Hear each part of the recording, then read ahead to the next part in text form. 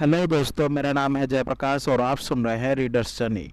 आज हम जिस जातक कथा के बारे में सुनेंगे उसका नाम है भीषा जातक। बोधिसत्व एक समय तपस्वी थे।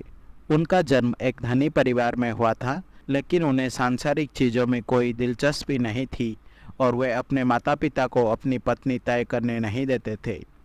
जब उनके माता पिता की मृत्यु हो गई तो उन्होंने परिवार की संपत्ति दान कर दी और तपस्वी बन गए, जैसा कि उनके 6 छोटे भाई और एक बहन ने किया था। वे अपने साथ एक मित्र, एक दास और एक दासी को लेकर हिमालय चले गए और कमल के तालाब के पास पवित्र जीवन व्यतीत किया। जंगल के फल और जड़ें खाकर वो रहने लगे। वे बारी बारी से भोजन इकट्ठा करते थे।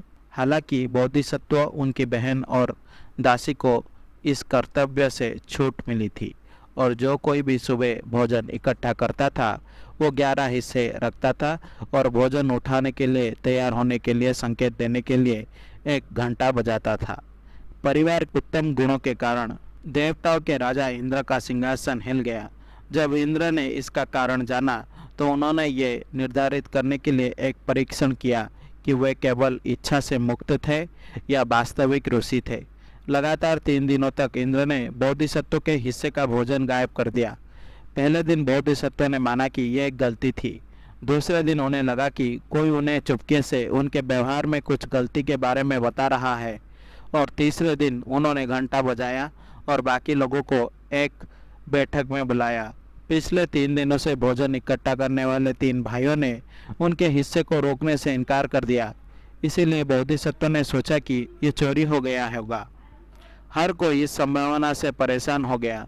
इस बिंदु पर उनके आसपास रहने वाले 3 अन्य प्राणी, जंगल की मुख्य परी, एक हाथी जो जंगल में स्वतंत्र रहने के लिए अपने मालिक से भाग गया था, और एक बंदर जो अपने सपेरे मालिक से प्रदर्शन करता था, बैठक में शामिल हुए। उन सभी 13 लोगों ने शपथ ली कि उन्होंने भोजन नहीं लिया है और दोषियों को साफ देने के लिए आमंत्रित किया। उन्हें उम्मीद थी कि चोर के पास बहुत सारा खजाना होगा, एक बड़ा परिवार होगा, खाने के लिए मीठा खाना होगा, इच्छाओं और गर्व से भरा दिल होगा और सितारों और भाग्यशाली दिनों में विश्वास होगा। ये सभी चीज़ें एक तपस्वी के जीवन को बर्बाद कर देगी।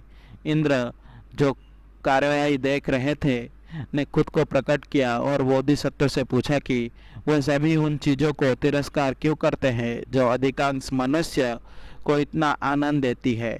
उन्होंने उत्तर दिया कि इच्छाएं मनुष्य को बांधने वाली जंजीरें हैं जो पाप और दुख की ओर ले जाती है। इंद्र इस उत्तर से प्रसन्न हुए और उन्होंने अपना प्रयोग कबूल कर लिया। बोधिसत्व ने इंद्र को उनका मजाक उड़ाने के लिए फटकार लगाई, लेकिन उनकी माफ़ी स्वीकार कर ली। इंद्र ने उन सभी को प्रणाम किया और स्वर्ग लौट गए और अपने जीवन के बाकी समय में तपस्वियों का समूह अपने धर्म मार्गों से कभी विचलित नहीं हुआ।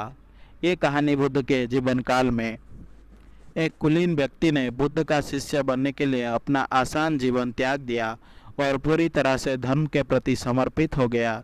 एक दिन भिक्षाटन के दौरान उसकी मुलाकात एक खूबसूरत महिला से हुई और पहली नज़र में ही उससे प्यार हो गया। वासना से अभिभूत होकर वो इतना उदास हो गया कि उसने अपने बाल और नाखून काटना और अपने वस्त्र साफ करना बंद कर दिया। वो दुबला और कमज़ोर हो गया, उसकी त्वचा पीली हो गई और शरीर से नसें बाहर निकल आई। और जब उसे अपने एकांत जीवन में आनंद नहीं आता था, जब बुद्ध को उसकी समस्या के बारे में पता चला तो उन्होंने इस शिष्य से कहा कि वो महिला दुष्ट है और उसे अपने दिमाग से निकाल देना चाहिए। तब बुद्ध ने शिष्य को ये कहानी सुनाई कि कैसे अतीत में वो स्वयं एक तपस्वी होने पर भी धर्म के मार्ग से विचलित नहीं हुआ था। ये सुनकर शिष्य ने अपनी वासना पर काबू पा लिया और अपना स्वास्थ्य पुनः प्राप्त कर लिया। बोधिसत्व के भाई सारिपुत्र, मोगलान, पुन्ना, महाकश्यप, अनिरुद्ध और आनंद के पूर्व जन्म थे, जो बुद्ध के 6 शिष्य थे। उनकी बहन और दासी क्रमशः उपलवन्ना और खज्जुतारा के पूर्व जन्म थे, जो बुद्ध के शीर्ष महिला शिष्यों में से और शिष्य आम अनुयायी में से एक थी। वृक्ष परी सात्यगिरी का पूर्व जन्म था, जो एक भूत था जिसने बुद्ध का समर्थन किया और उनके संदेश को फैलाने के लिए कड़ी मेहनत की। दासी चित्त थी, जो बुद्ध के सबसे समर्पित अनुयायियों से एक थी।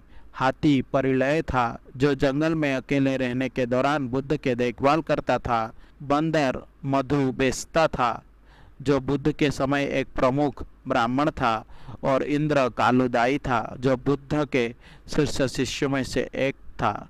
आशा करता हूँ कि आपको ये जातक कथा अच्छी लगी होगी।